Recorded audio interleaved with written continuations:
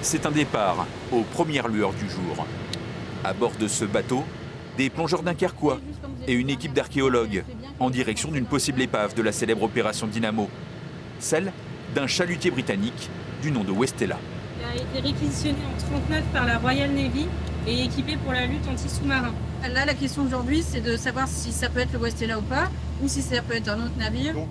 L'épave a été localisée à une quarantaine de kilomètres au large de Dunkerque, à la limite des eaux territoriales britanniques. Ce qui nous convient pas trop, c'est que les dimensions, a priori, sont pas les bonnes.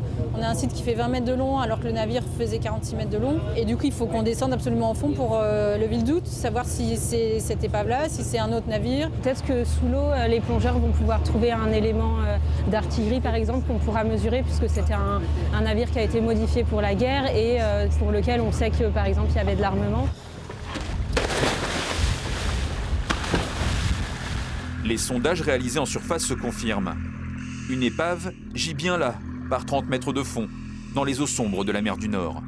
Mais il n'en reste plus grand-chose. Les plongeurs parviennent à distinguer les vestiges d'une chaudière et quelques blocs de charbon. Cécile, l'archéologue, n'a qu'une vingtaine de minutes pour effectuer tous ces relevés. Il manque vraiment effectivement les extrémités du navire, donc il manque l'avant et l'arrière, il n'y a que la partie centrale.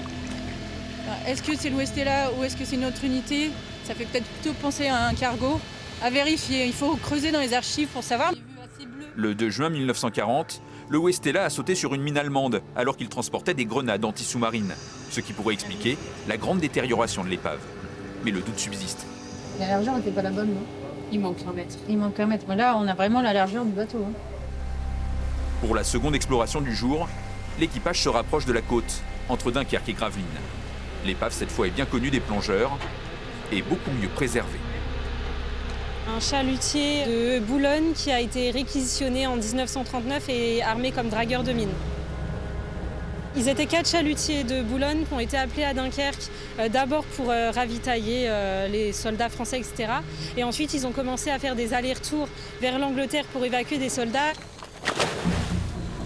Après avoir sauvé 1 millier d'hommes, 3 de ces chalutiers ont été coulés par l'aviation allemande le 1er juin 1940, dont le Vénus II, qui se dévoile ici, couché sur son flanc bâbord. Sur l'avant, on a vu 2 cales, le guindeau qui servait à relever le filet de chalut. Et ensuite, on est allé vers l'arrière où effectivement, c'est vraiment à l'état de débris.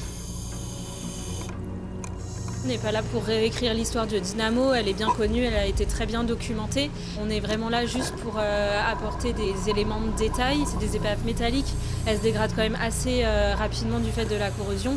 Et d'ici peut-être une centaine d'années, 200 ans, elles ne seront plus là. Donc les documenter maintenant, ça permet aussi de les préserver et voilà, de garder une trace de ces épaves. Ce travail d'inventaire, il est fondamental parce qu'il permet aussi, quand on a des projets d'aménagement en mer, quand on a des développements futurs, d'être capable de dire écoutez, ne passez pas un câble sous-marin à un tel endroit, puisqu'on sait qu'il y a une épave, il faudra l'éviter. Grâce à une météo favorable, ce travail archéologique se poursuit toute la semaine. Une dizaine de sites restent encore à explorer C'était une belle plongée. parmi les fantômes de l'opération Dynamo.